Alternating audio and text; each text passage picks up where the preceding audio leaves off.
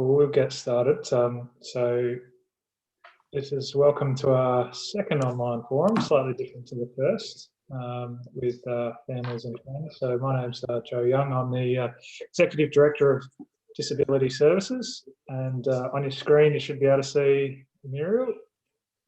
Hi, I'm Muriel Kirkby, Director of Accommodation Services. Welcome everyone. And you might be able to see a couple of other people too, Indy and Mandy, who are helping us with the hosting of this. So let's see how it goes. It's the first time we've used this for such a forum, but it's great that you could join us, and hopefully it's working for you out there. You can hear us clearly, and hopefully this information and ability at the end as well. So I just want to do an acknowledgement of country. I know that some of you might not actually be on Kaurna land, but just want to acknowledge and respect the traditional custodians of the lands which we meet on today, and we acknowledge the deep feelings of the attachment and relationships of the Aboriginal peoples to the country. We pay respects to the cultural authority of the Aboriginal people visiting or attending from other areas of South Australia present here. So look, this has all been a new world for us in the last 6 weeks, and it's been really good to sort of see the run of good results that South Australia particularly is having, and Australia more generally compared to the rest of the world. But we really wanted to build these into our updates to you, and continue to have these, and if it is something that is useful, continue to have them post the COVID response as well, because it's an ability for Mira and I particularly to talk to all of you together, and as many as you on online technology all at the same time, where sometimes the times that we come out to visit, it's not always convenient. So we're looking at potentially building these into on a more regular basis throughout the year. But today we just wanted to share with you a brief update of where things are up to, in particular around COVID, but also around some of the other areas of service that we've been working on. Then we'll take some questions, which Lindy and Mandy will help us with as best we can. This is obviously on Zoom, and there's I think a Q&A button and those types of things, but we'll run through that in a minute. This is also a public available link, so if it has been forwarded on, other people can join us, but it is specific for families and friends of people in disability accommodation services that have people in our service, and that we're providing services to. So I guess in terms of asking any questions and our responses, we'll be discussing fairly generally, and if you do have any specific questions, then certainly Mira and I can take them up with you afterwards in a different forum. Or you can talk to your service coordinator and team leader. So look, just in terms of so that's sort of the introduction, but in terms of the COVID general response, it's been great to see the results over the last 11 days particularly, and certainly in terms of our service and our response, I want to thank everybody in terms of their understanding and working through with us. I know that has been a rapid response, and certainly when we talked to you probably 4 weeks ago, we were very in the midst of it then and weren't sure what to expect, but certainly things have, I guess, settled to some extent within South Australia. And I guess for our processes as well, as we've put things in place and tried to manage them consistently across the service, we really wanted to acknowledge that for all of you, you've been working with us to try and make sure that they are right, they still respect your ability to talk to and engage with the people in the service, and to work with our staff on the ground too. It's been a huge communication exercise, and something that we've had to do all virtually, and sometimes messages do get misinterpreted or changed, or there's different circumstances that we need to work through. So really wanted to thank you for that. There's also been a lot of information in the media that is concerning and challenging for all of us to work through, and how we kind of face that in our personal lives as well. So important to keep in touch through any means possible, and I think for all of us, from the executive down in DHS, it's been a real learning expedition of virtual technology and working remotely and being able to engage properly with our other stakeholders. So from here, I guess there's points where we are getting to as a state that we'll look at potentially looking at lifting some of the things that we've put in place, and we're taking our lead from the state government and the Premier and from National Cabinet as well. We expect that there'll be a roadmap around that in the next week or so, and we will start to respond to that on a service level and hope that those things can be brought into place as quickly as we can, but also recognising the safety of the community and for the people that we provide services to and our staff. There's certainly been examples in other states and overseas where things haven't gone smoothly, so we're really cautious about that at the moment. So look, there's also, I guess, other work that's now starting to creep back into our new normal, if you like. And we're pretty excited to talk to you, and Mary will talk to you a bit more in detail around our customer charter. Also, we're continuing to work on our workforce, and that's certainly been a major priority since we met with you earlier in the year. For those that did come to a number of sessions, where we have now got a much clearer picture of certainly the ways that we've been using staff and overtime. And over the last 4 weeks, I'm really pleased to see that use of our agency staff has reduced dramatically. And I'm not sure whether you're seeing that in your interactions at all. It won't be perfect in every house, but we're certainly on a way to be able to improve that, and hopefully you'll see that over the coming weeks and months as well. So look, I'll hand over to Muriel now to go through a little bit more detail around our particular service and how that works, and then we'll hand over for questions and answers. Great, thanks, Joe. So as you would all be aware, we started our social distancing journey within accommodation services, I think it was the 18th of March. And that week we launched our accommodation services COVID-19 management plan, where all of our staff have been working to. So I want to really take the opportunity to thank you all as families and friends for really working with us as we put a number of things in place to ensure that our services were as safe as possible. So things that you would all be aware of, we had, obviously we were monitoring, and we still are monitoring, everyone who's coming in and out of the homes. So that's obviously to try and assist, you know, if we did have anybody who tested positive for COVID-19, that we had good traceability in terms of who was coming in and out of the houses and with your loved ones. And for a number of people who are in our services, we were able to put a number of exemptions in place. So the situation obviously had been rapidly changing over the past month or so. So we were certainly moving with that to facilitate as many exemptions as possible. So the exemptions were there to really help to protect the people in our care, and also our staff, and to slow any spread of the virus. So we certainly tried to take into account your wishes and the wishes of the various families and friends to try, and also obviously keeping people safe at the same time. So our positive behaviour support team are working very, very closely with every individual and trying to have an individual solution across pretty much everybody within the service.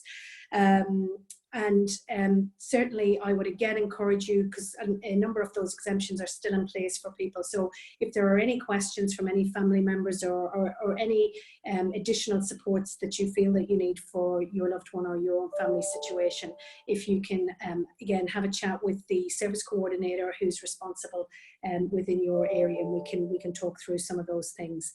So the service coordinators are continuing to work with you and your family member to offer support around NDIS planning, because as Joe said, we're trying to work through what our new normal will look like. So we've obviously had a number of weeks where it was all hands on deck to really keep people occupied really in their homes while we were engaging in safe social distancing.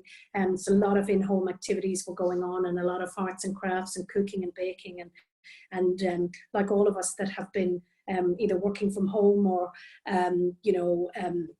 needing to be, I suppose we're all doing less exercise at the moment, so there's been a lot of baking in our houses. So hopefully, when this is all over, we'll probably have to look at a whole keep fit regime and get everybody out and active again. But we certainly were encouraging people to go out where it was safe to do so, and have one-on-one trips to the park and the beach and those sorts of things, to keep people occupied. But our service coordinators and our client capacity building officers were very involved in working with your loved ones and creating a bit of excitement and some more activities within all the houses. But certainly last week and this week, the service coordinators have really started to look at the whole NDIS planning process again, and I'm sure we'll be in touch with you in the coming weeks. The other things, obviously, there's been a number of new introductions, and there's certainly been a lot of questions from family members around temporary use of restrictive practices and detention for some people that we support around their safety with COVID-19. So we've again been working very closely with our positive behaviour support team to make sure that there are no unnecessary restrictions in place with anyone within any of our services. So we've been working through that with your positive behaviour support team and also yourselves. But if anyone has any concerns around family members or friends, I would certainly encourage you to again contact the service coordinator to work through your particular situation. So getting back to a little bit of our business as usual activities. So when Joe and I were doing our face-to-face family forums some months back, we certainly talked to you about some of the improvements that we were looking to create with the new shape and the new reshape and the new structure. So one of those key things was working on our end-to-end process for everything that goes on across the services, so as we can have some consistency in place right across all of these 7 areas, so that the client experience would be the same if you lived in area 1 or if you lived in area 7, that we actually had really good consistency across. So we've started really, we lost a little bit of momentum just at the start of COVID-19, but we're certainly very much back on track, working out and mapping out all of the processes around NDIS particularly, and around all of the various processes in that space, and also our quality and safety space as well, and making sure that all of our processes and procedures all line up, and that all of our staff are working to the same process.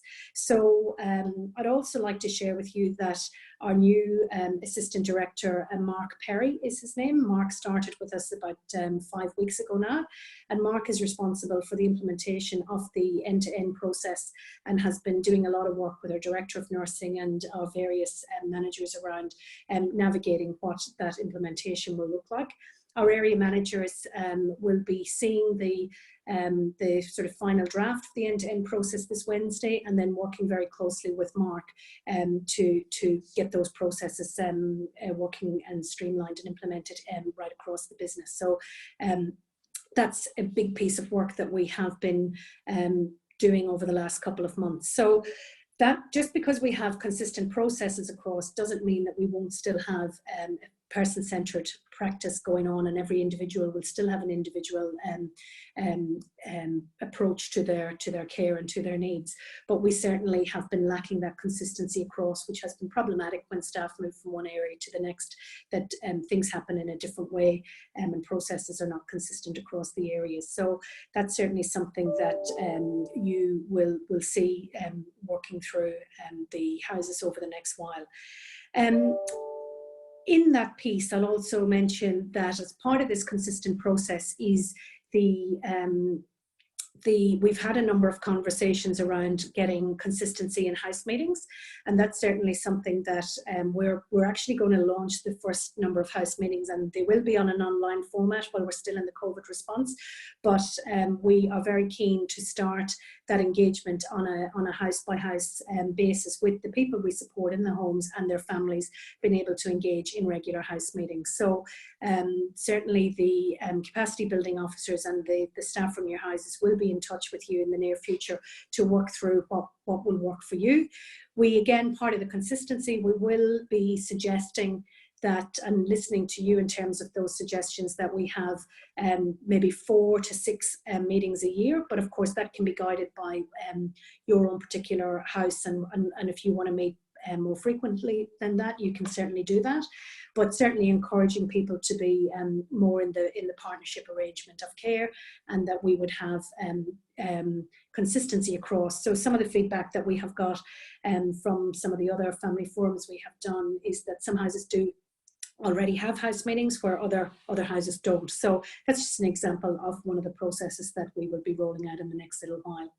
And the other thing that we're pretty excited about is starting to engage with you and the people we support around our customer charter. So if you remember back, we talked about making sure that everyone within our service has a very clear charter of what they can expect from us in terms of our service offering. So everything from, you know, the nutritious meals that people can expect, down to, you know, support with outings and support with community engagement and those sorts of things. So the customer charter draft will be going to our client advocacy group in the next week or two. I think it's the week after next. We've got an online meeting with those guys to talk through the first draft of the customer charter, and then we will be also liaising with families and working that through over the next couple of weeks. So that's we're a bit excited about getting that out as well. So a number of process improvements really are on their way. So the client influencer group, or they renamed themselves last year as the client advocacy group. So our first online meeting, actually it's this Thursday, we're having our first online meeting, and then the charter goes to them the following week. So we have been engaging regularly with the group outside of COVID via phone, but they're really keen to get back in action, and very keen that once COVID is lifted, that we expand that group right across to other areas, and have it you know, as inclusive as possible for as many people who are keen to be part of that group. So if any of your family members are interested in joining the group, please let us know, because we really would like it to be you know, as widespread as possible, and have as many people involved as possible. So I think they're probably the main things.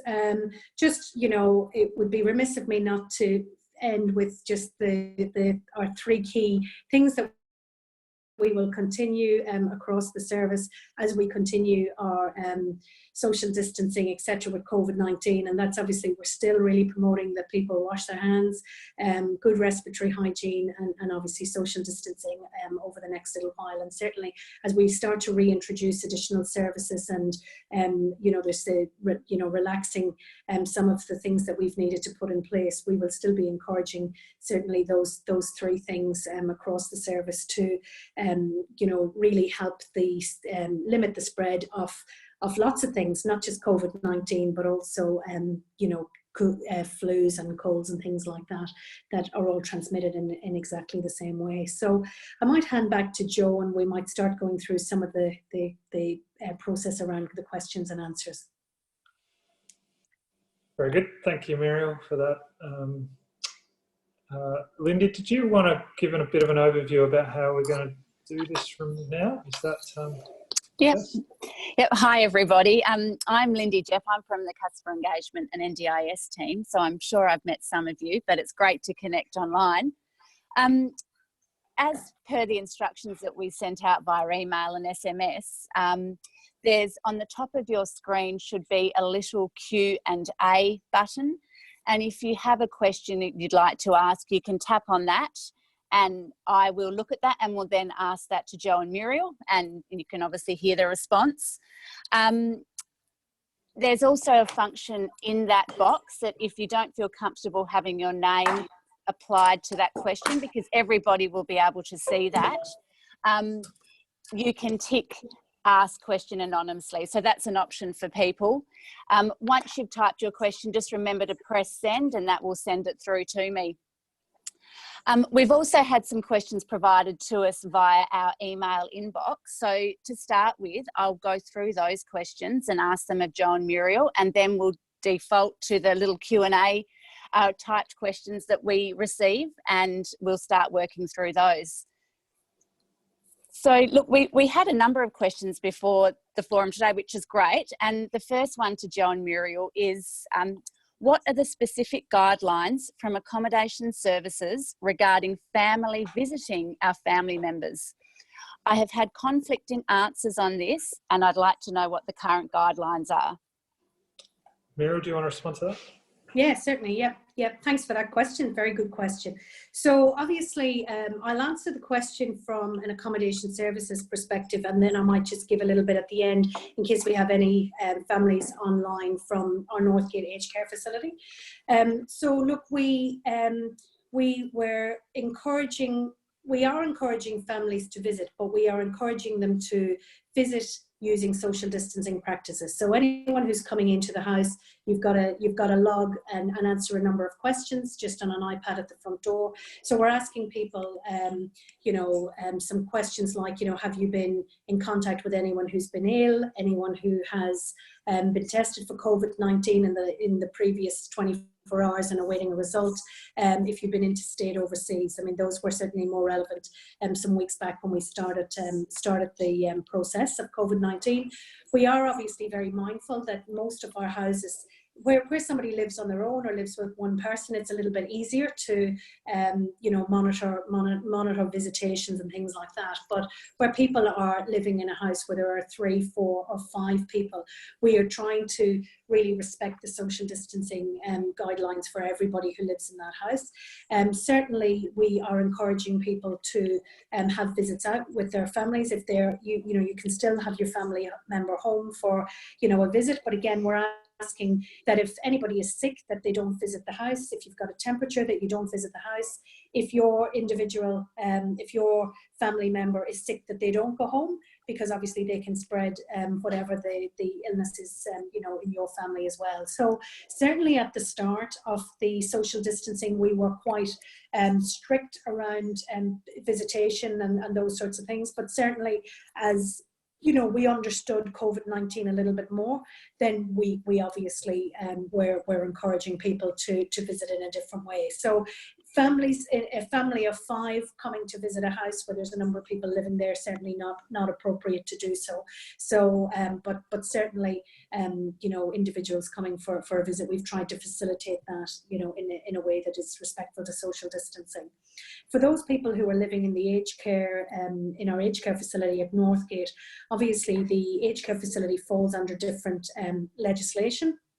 And there was certainly some controversy around the original guidelines that were put out in terms of visiting aged care facilities. So, for example, everybody coming in to the facility needed to have a temperature check, and if their temperature was above 37.5, we weren't permitted to let those people in. Also, and that's actually still the case. Also, there was a ban on children visiting the facility, so anybody under 16 was not allowed in. And there was limited visitation for 15 minutes for one person per day. Now, obviously that caused a whole range of problems, not necessarily for us in our service, but across the aged care sector. And those restrictions were interpreted very strictly by some facilities. So there was a bit of sort of sense put around those restrictions as we move through COVID-19. So the complexity with the aged care facilities at the moment still remains 37.5, your temperature needs to be below that. Still no children allowed, and still limitation in the number of people who can be with an individual. But again, that's about your individual circumstance and all, and working with Lynn Pennington, who's the manager of that service, around are you able to visit with your loved one on a one-on-one basis, or is it in a communal area and things like that. from the 1st of May, everybody, whether it's a staff member or a visitor attending an aged care facility, must have the flu injection. So that's, again, a significant difference for our aged care space.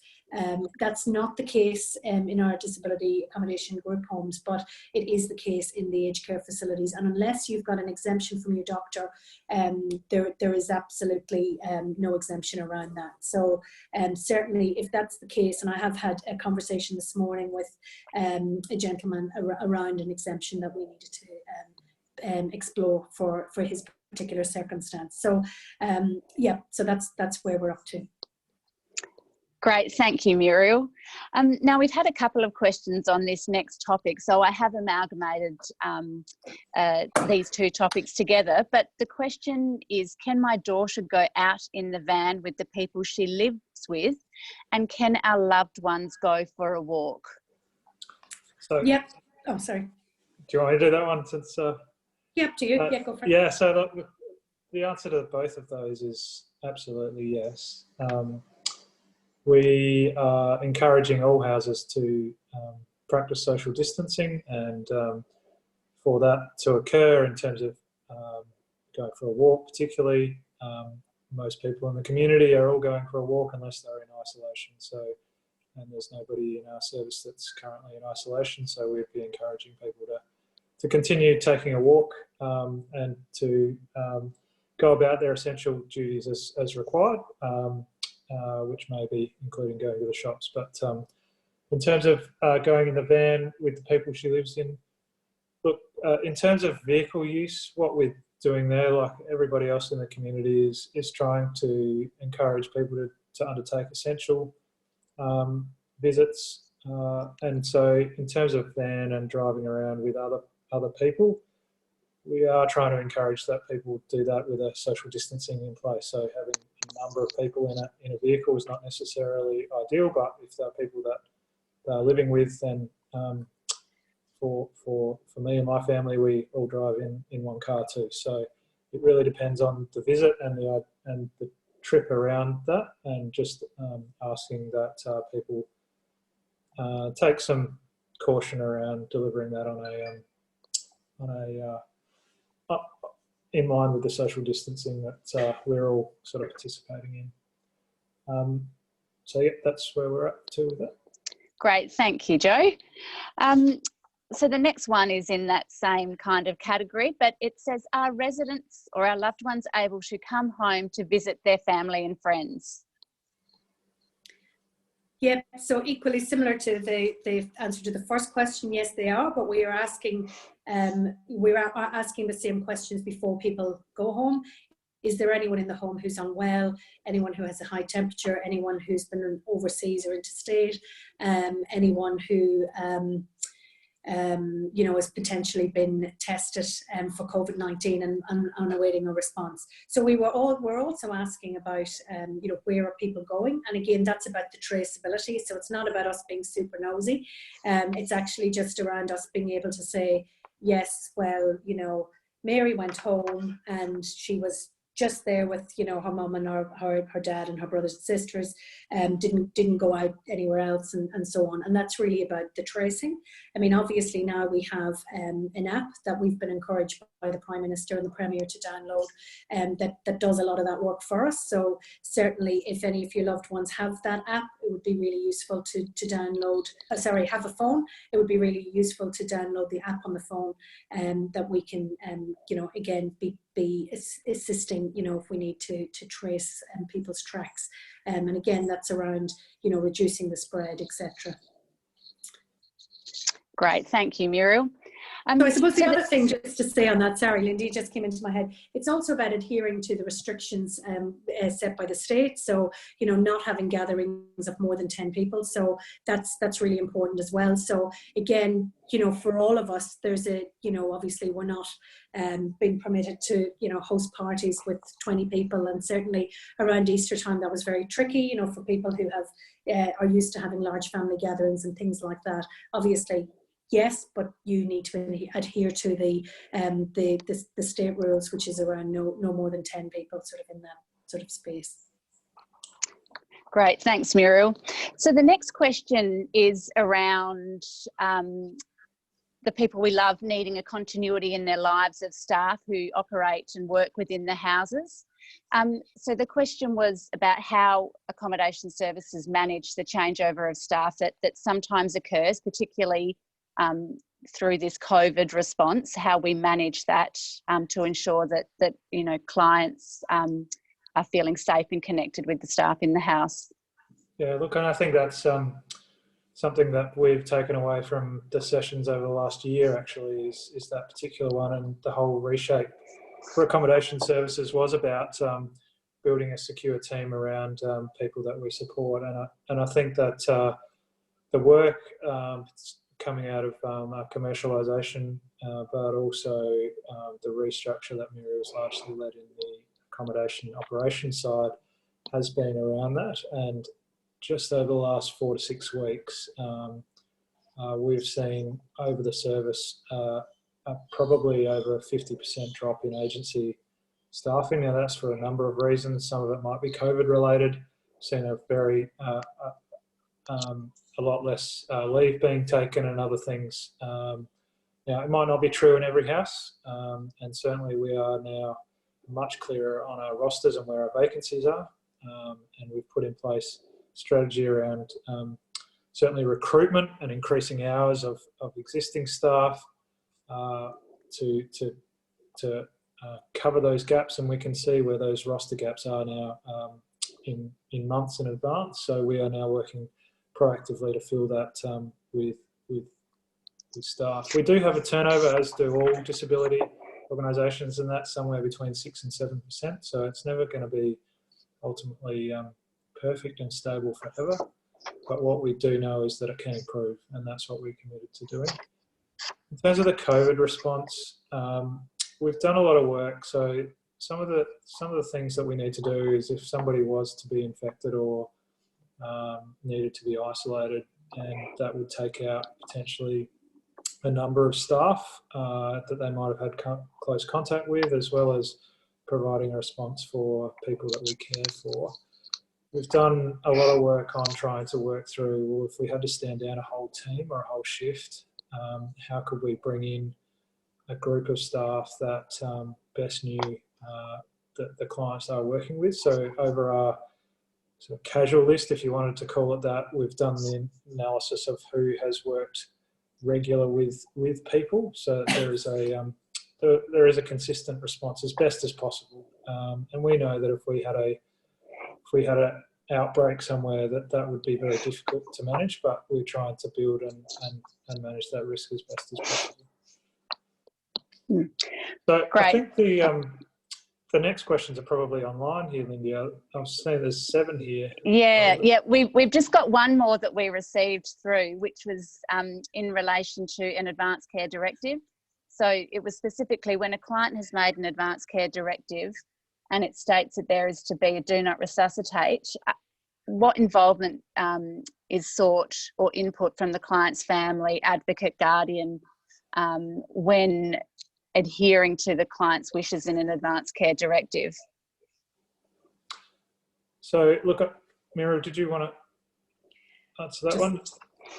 Yeah, look, I might take that one offline actually, if that's, because as Joe said, this is a sort of a public-ish forum. So do you know where that question came from? We do. So we do. We can follow that up. So so I can follow that up and just give some specific details, in that specific space.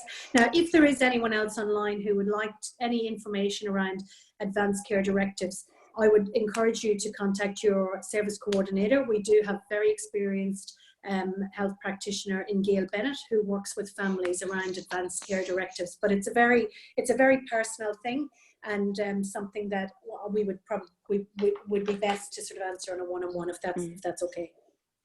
Okay, we have received quite a number of live questions, which is fantastic. And the first one is around whether or not we could share with people a chart which lists people's names and their roles, and if we could put that on our website. Yeah, absolutely. I think we've committed to that before, so I'm very happy and keen to do that.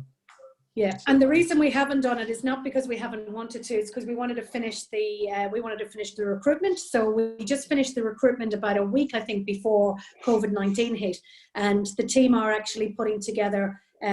So the chart is together, but I think some of the feedback from the last meeting with families was that it'd be nice to have a photograph.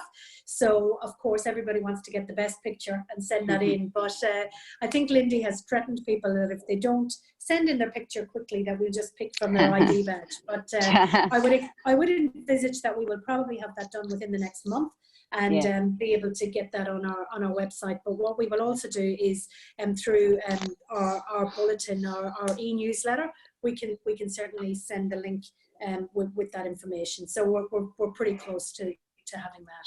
Just for some to answer the question around in there. So we have disability support staff that are the support staff working in the houses. There's a team supervisor, which was known as a shift supervisor, and they have a team leader. That team leader reports to an area manager, and an area manager would have about 75 people that are within their areas. And then the area managers report up through different management structure. In other areas, there's a service coordinator, which is part of Lindy's team, and that's probably the naming conventions for now. But we'll send out the structure a bit later. Yep. Great, thank you. The next question is, I have trouble contacting my family member by FaceTime. Can the staff have specific training in iPad video conferencing use? Okay. Yeah, absolutely. So we have obviously rolled out the iPads in the last year, and we have also had a number. Obviously, throughout this phase, people have absolutely learned pretty quickly how to use the iPad. So I am disappointed that in your particular house that there are some challenges there. So again, I would encourage you to contact us directly if you could. If you were able to let Lindy know what house you're in, we'll be able to follow that up absolutely directly. But I will talk to the various managers and walk through. If anybody needs training, we certainly are more than happy to facilitate that. And we do have the iPads been used, across most of the houses, and have had some good outcomes with people being able to contact their families, but appreciate that there's possibly some pockets there that where we have some challenges. So absolutely, we can follow that up directly if you're able to just provide Lindy with which house that's at, and we'll be able to get that happening for you. Yeah, and people can put that on this chat or email the Accom feedback inbox, which was on all the recent communications that we've provided to you, and I can follow that through. And look, the next question is also on that same topic. It's asking if Zoom or Skype could be installed on house computers, because obviously FaceTime is only relevant if you have Apple products. So the question is around whether that can be put on to enable Mother's Day chats or just to catch up at any particular time. Yeah, so look, all houses would have both their tablets as well as their iPads should be able to install Zoom.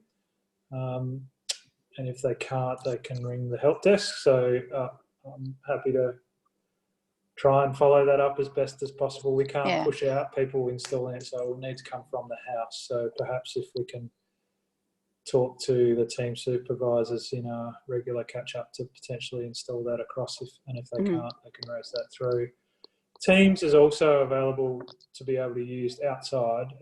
So an organisation, yes, has the licence, but when a meeting is set up or a request is put through or a phone call put through, you can communicate with another person just with an email address. And so, again, staff probably need to be able to be supported in doing that, but you can do it to external people that don't have teams on that side.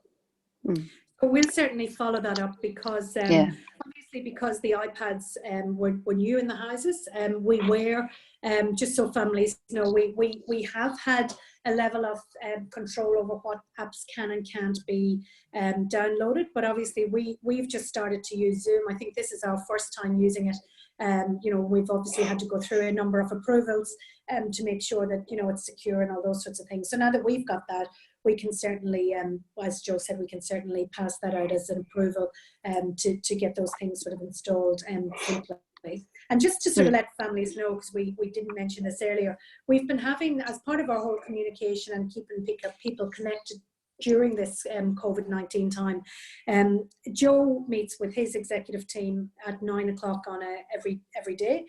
I meet with my area managers and various leads at 9:30, and we talk through anything relevant to the COVID-19 response, anything around any challenges or anything that we need to work through. Then in the afternoon, the area managers will meet with the team leaders and go through again, hearing from the ground anything that has been any complexities or any additional support people need. And then every day at 3 o'clock, there is a team supervisor and team leader forum where again, we're gathering, is there any additional support needed in any particular area or any challenges? And these are the forums where we'll certainly, I would certainly talk to the area managers and get them working with the teams to improve that communication with families. So certainly we're learning all the time with the opportunities available with technology and just working through getting those things done as smoothly and as streamlined as possible. So I'll take that away as an action from today and talk to the area managers about it. Great, thanks, Muriel. The next question is, the residents in my family member's house are mostly non-verbal, and I would like to make contact with the family members of the other residents so we can support each other. How could I go about doing this? I'm happy to leave my contact details for them. Right, so again, another great question. Our capacity building officers are about to start in the houses in the next probably 2 weeks. They're actually in Lindy's team, so they're starting their training very, very soon. So what they will be doing is we will be contacting every house, every relative from the various houses with a series of introductory questions, and one of them will be that in terms of, are you happy to share your information with others? And when you have your first house meeting and people are together, whether it be in an online forum or whether it be face to face, there are certainly some things that you can discuss together in terms of how you as a support of your family members, how you would like to engage and be able to share your phone numbers and details and those sorts of things. So we are not in a position to share anyone's personal details unless we have obviously their permission. So that will be something that we will work through, with each family group of each lot of houses as we work through. Great, thank you, Muriel. The next question is around the staff working in our houses. What are the minimum qualifications required for a person to work in a home? So the minimum qualification is a Cert 3 in individual support services or equivalent, and they also need a screening check. This is particularly for agency staff. There's a number of other requirements in there as well around driving and those types of things, but they are a condition of the contract, so if people don't have that, then they shouldn't be working in our houses. And if anybody has concerns about that, we're happy to take that in terms of feedback back and certainly follow up with the agency organisation. There have been, over the past probably 4 weeks, we've been doing a piece on recruitment and looking at certainly our response to COVID. We weren't sure exactly how to exactly the impact of COVID on our services and workforce, and so we were looking to put in place mitigation arrangements for that, which included recruiting a number of workforce that may not have had that minimum qualification but would work alongside experienced staff in our services and go through a minimum training, which is sort of micro-credentialing. Going through all the different other checks and balances, but more working through that so that we could expand our workforce quickly if we needed to. Thankfully, we haven't got to that point, so we're now working through the training that we would do for those people as any other new recruits that would come into our service. Great, thanks, Joe. This next question is, when will it be possible to recommence physio, massage and podiatrist amongst many visits to the house? Yes, we are obviously working through the guidelines that every South Australia is working through. So there hasn't been a lift yet on those services coming through. So we're still on essential services. Now, physiotherapy is considered, some of those services are actually considered essential services for some of our clients. So again, I would encourage you, if you've got a specific case to talk to your house around that. Things like massage and reflexology and things like that are stopped for everybody until that gets lifted.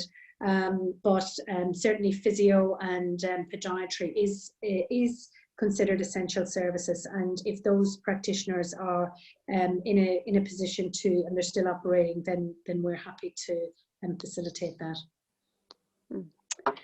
Great. Okay, the next one is around agency staff who sometimes obviously work within our service.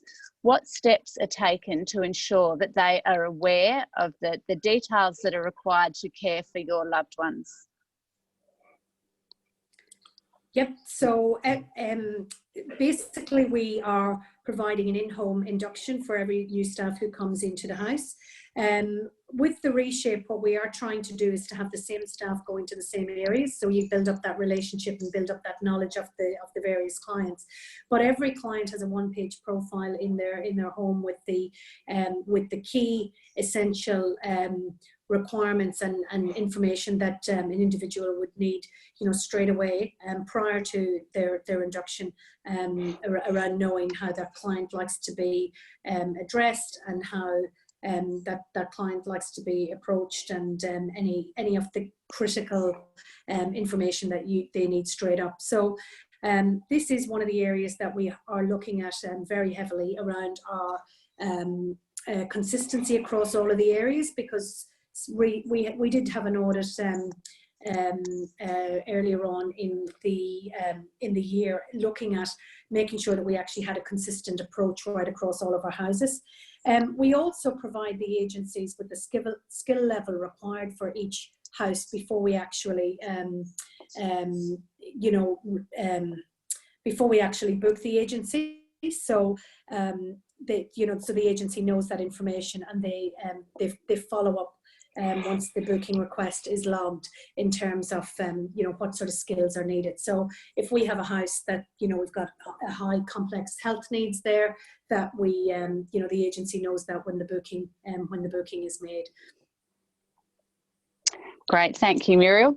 So the next question is asking how we as a service manage the COVID response when staff may be required to work across a number of houses or locations, and how we would manage that. You go. Yep. So sorry, do you want to go? You go. You go. All right. So basically, what we have done at the very start of the COVID-19, from the 18th of March, when we really started social distancing, all of the shift supervisors, as you will remember from the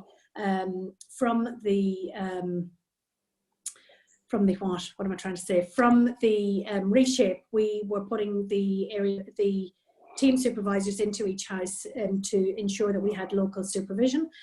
So we did that straight away on the 18th of March. So that was to limit the amount of transit between houses with supervisors. Now, for some houses that hasn't been possible, because we do have some houses where maybe only one person lives there, so we've got a team supervisor that needs to look after multiple houses. So everybody who is coming in and out of the houses are also filling out that survey that you need to fill out as family members, and they are also very adept at the hand washing, good respiratory hygiene and social distancing. So as everybody enters the houses, they need to wash their hands with soap and water for 20 seconds, as is the recommendation. If there isn't soap and water available, then they're using hand sanitizer, etc. But the staff that need to transition from house to house are very, very aware of what they need to do to prevent the spread of COVID-19. So we have limited transit as much as possible. Our area managers aren't visiting the homes. Our team leaders are only visiting the homes where it's absolutely essential. And we've really tried to, we've actually been very strict around who can and can't come into the homes, as you would be aware as family members, and asking those same questions to everybody that's coming and going. So I haven't been out to any houses, nor has Joe, and really limiting the transactions between houses as much as we can. Okay, thank you. And look, our last question here that we've received is just alerting us to the fact that there may be some issues with downloading Zoom and Skype onto our devices within the houses. So thank you to the person who has alerted us to that. Like Joe and Muriel have said, we will work with the houses and our IT department to look at ways of managing this. So thank you for pointing that out. Yeah, and as I'm just sort of adding into that, I think I did touch on it before, that we actually have had restrictions on the devices because it was something new for government, having iPads in every house as well, and working through the various protocols that we've needed to. So that's a very, very fair point, that, you know, our staff can't just download anything that they choose, but, you know, now that direction's coming from Joe and myself that we can download Zoom, so we'll get onto that straight away. Great, thank you. We haven't got any other questions, but we do have a compliment here, which is always nice, so I will share it with people.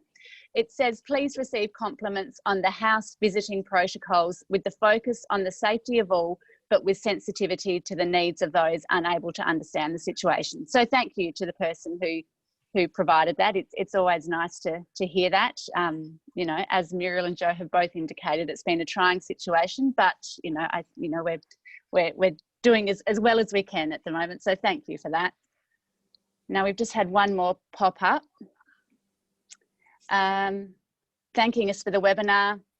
And just the fact that this person lives interstate. So again, you know, it's just a great opportunity to be able to connect online for those who live interstate and wouldn't normally be able to attend our face-to-face forums. So thank you. So that's it with our questions. That's great. Well, look, thank you very much for the interaction, and pretty much spot on time too. So, and hopefully a little bit more interactive than last time, which is good. And look, it's a little bit disconcerting not being able to see other people's faces on this, but hopefully you found it beneficial.